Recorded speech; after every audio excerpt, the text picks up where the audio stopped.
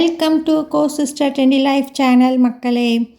இன்றைக்கி நம்ம இந்த மழைக்கு குளிருக்கு எதமாக சுட சுட சுட சுட இட்லி எடுத்து தட்டில் ஒரு நாளை வச்சு நான் இப்போ சொல்லித்தர போகிற கத்திரிக்காய் கடையில் நீங்கள் செஞ்சு அதை இது சைடில் வச்சு தொட்டு இல்லைங்க இட்லி அது கூட குழப்பி அடிச்சிங்கன்னு வைங்களேன், அப்பா இதுதான் சொர்க்கம், வேறு எதுவுமே சொர்க்கம் இல்லைன்னு உங்களுக்கு தோணும்.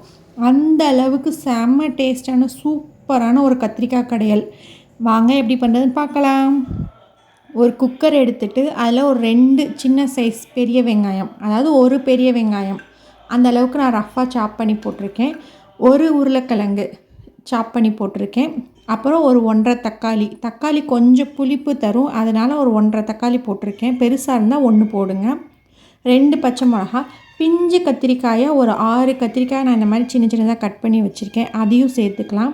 சேர்த்துட்டு இப்போ இது கூட தேவையான அளவு உப்பு, சாம்பார் தூள் ஒரு 1/2 ஸ்பூன், அப்புறம் மஞ்சள் தூள் ஒரு 1/4 ஸ்பூன். அவ்வளோதாங்க, மெயின் வேலையெல்லாம் முடிஞ்சிருச்சு. நம்ம இது கூட தேவையான அளவு தண்ணி ஊற்றி குக்கரை க்ளோஸ் பண்ணி ஒரு 3 விசில் வச்சு எடுத்து வச்சிடுங்க. இட்லி ஒரு பக்கம் வச்சுட்டு எல்லாமே கட் பண்ணி வச்சிட்டிங்கன்னா இட்லி வேகிற நேரத்தில் இதையுமே செஞ்சு முடிச்சிடலாம். ரொம்ப ஈஸியான ரெசிபி தான், அவ்வளோ அட்டகாசமாக இருக்கும் டேஸ்ட்டு. நம்பி ட்ரை பண்ணி பாருங்கள் மக்களே. மறக்காமல் தொட்டு இல்லை குழப்பி சாப்பிட்டு பாருங்கள், அவ்வளோ ருசியாக அவ்வளோ டேஸ்ட்டாக இருக்கும். இப்போ நான் கடைஞ்சிக்க போகிறேன். மத்து வச்சு கடையலாம், நம்மளுக்கு மத்து வச்சு கடைய தெரியாது. ஸோ நான் ஸ்மேஷர் வச்சு இது மாதிரி நல்லா கடைஞ்சி விட்டுக்க போகிறேன். கத்திரிக்காய், உருளைக்கிழங்கு, தக்காளி எல்லாமே நல்லா கலந்து வர அளவுக்கு இந்தளவுக்கு நான் கடைஞ்சி எடுத்துக்க போகிறேன். பாருங்கள், எல்லாமே நல்லா கடைஞ்சிட்டேன். இந்த ஸ்டேஜில் உப்பு பார்த்துட்டு உப்பு தேவையான அளவு போட்டுருங்க. இப்போ கொத்தமல்லி தூவி இறக்கிடலாம். இறக்கிட்டு இன்னொரு பக்கம் நம்ம தாளிப்புக்கு ரெடி பண்ணிடலாம். இது கூட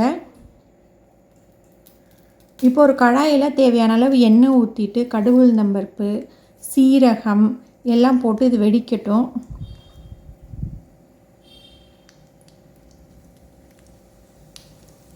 இப்போது நான் கொஞ்சம் பெருங்காயம் சேர்த்துக்க போகிறேன். கருவேப்பிலை, பெருங்காயம் சேர்த்துட்டிங்கன்னா தாளிப்பு முடிஞ்சு. நீங்கள் 2 பட்டை வத்தல் இது கூட கிள்ளி போட்டுக்கலாம். நாங்கள் ரொம்ப காரம் சாப்பிட மாட்டோன்றனால நான் பட்டை வத்தல் போடலை. பட்டை வத்தல் கிள்ளி போட்டிங்கன்னா இன்னும் நல்லாயிருக்கும்.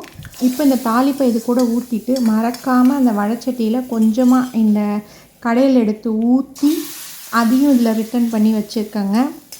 கண்டிப்பாக அதை ட்ரை பண்ணி பாருங்கள். அவ்வளோதான், நம்மளது கடையல் முடிஞ்சு. பாய் மக்களே.